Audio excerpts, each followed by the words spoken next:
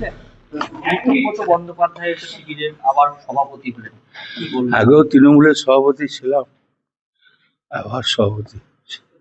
ধন্যবাদ জানাই দলকে।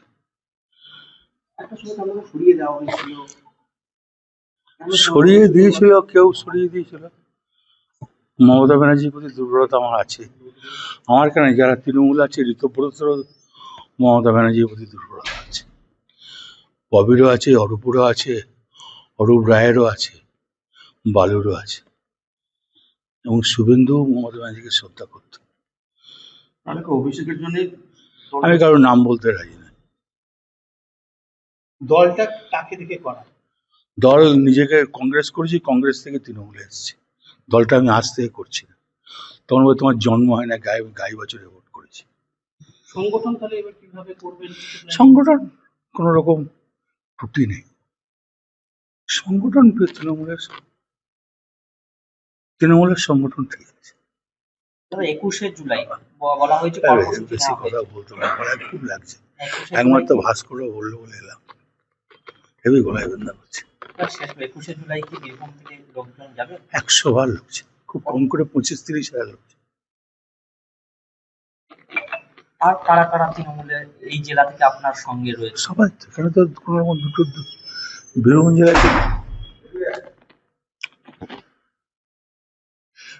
জেলায় তো দুটো গ্রুপ নেই। বীরভূম জেলায় সবাই এক। বীরভূম জেলায় আমি যখন জেলা প্রেসিডেন্ট ছিলাম, তখনও সবাই আমার সঙ্গে ছিল, এখনো সবাই মিলে আমার সঙ্গে। কে ছুটকো ফটকা 3 নম্বরে বাচ্চা আর সাইডে চলে গেল, তাতে কি হয়ে গেল? জয়ী বিধায়ক পরাজয় সবাই সবাই আছে। দেখুন, মেন ছিলাম আমি, সুদীপ্ত চাঁদু, তারপরে পরে মামা যোগ দিল, তারপরে বিকাশ যোগ দিল, তারপরে গঙ্গাদাই যোগ দিল, আর আশিস আগে থেকেই ছিল।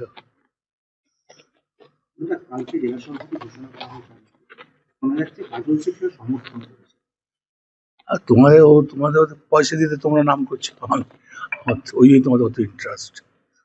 মাসে কত দিত? তোমাদেরকে নেই, অত নাম করো কেন? চান্দু আছে, বিকাশ আছে, সুইত আছে, তাদের নাম করো না তো।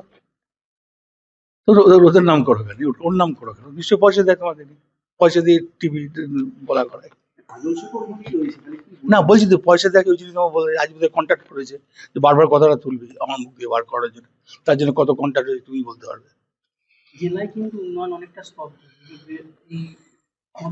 সেক্ষেত্রে আপনার ভূমিকা কি হয়?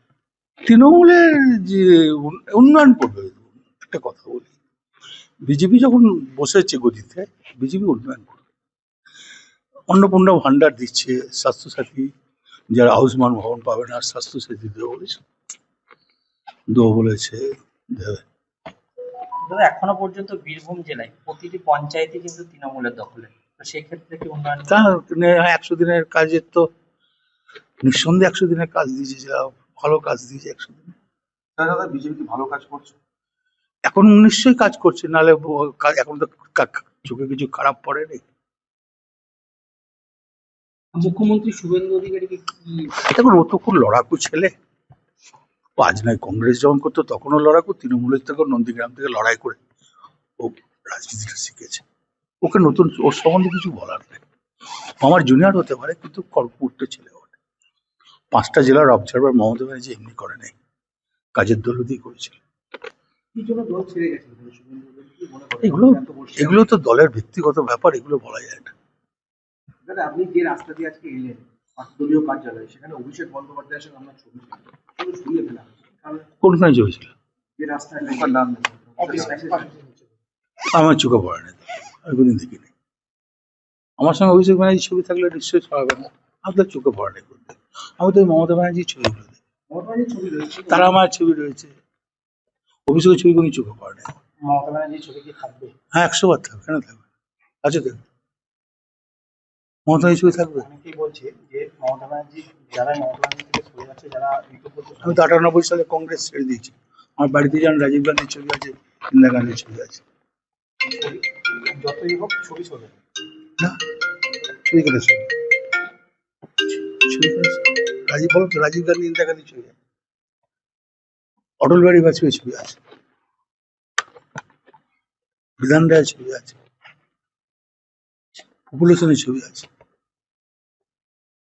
21শে জুলাই পরশু সময় কবে থেকে শুরু করছে? দুটো বুধবারে কলকাতায় ঘুরে আসবো, তারপরে কোনো কি দলীয় বৈঠক যাবে এখানে এর মধ্যে? দেখতে পারি 21 জুলাই। ইতিমধ্যে কি কর্মীদের নিয়ে আপনার কি ফোনালাপ শুরু হয়ে গেছে? আমার তো আগেও তো এই যারা আমার ব্লক প্রেসিডেন্ট আছে তারা যখন দল হেরে গেল তখন থেকে তো রেগুলার আসছে, কেউ তো পালিয়ে যায়নি, কোনো দলে যায়নি। তৃণমূলের একাধিক কাউন্সিলর থেকে শুরু করে সবাইকে ডিম ছোড়া হচ্ছে, এইগুলো নিয়ে কি বলবেন? এটা তো যত ছুটবে তত লাভ আমাদের। সাধারণ মানুষ তো ভালো চোখে নিচ্ছে না। এবং সব মিউনিসিপ্যালিটিতে ছুটিয়ে কাজ। এটা কি কাম্য কখন যে কাউকে ডিম ছোড়া?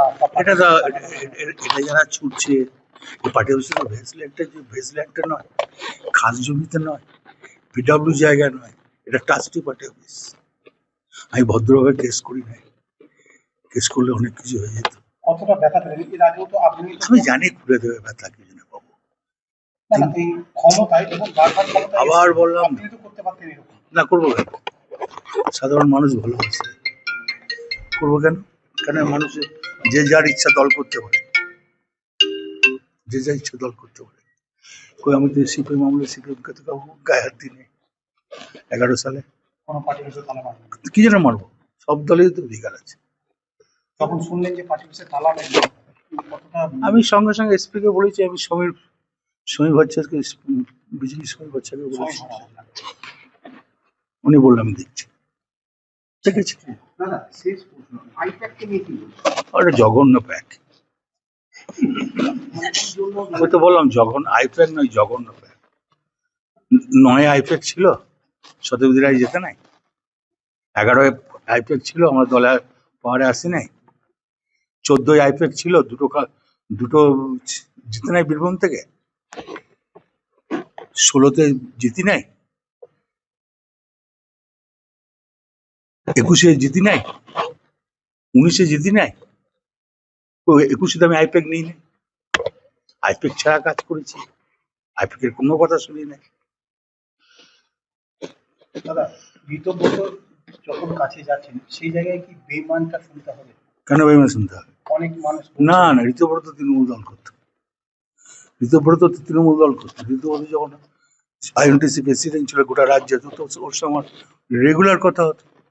সেই জায়গায় মমতা ব্যানার্জিকে ছেড়ে যখন আলাদা করে বেরিয়ে গেছে, তো মমতা ব্যানার্জি ছাড়লো কারণ মমতা ব্যানার্জি নিজেই জানে তো দলটা এই অবস্থা হলো। মমতা ব্যানার্জি সবাইকে পদ্মার বলছে যে সবাই ছেড়ে চলে গেল। উনি বলতে পারেন, উনি নেত্রী, উনি যখন ওনার মুখে যা আছে বলতে পারেন, ওনার বলার অধিকার আছে। তাহলে মমতা ব্যানার্জির অস্তিত্ব কি? 100 বার থাকবে মমতা ব্যানার্জি, কালকে এই দলের সুপ্রিম হতে পারে।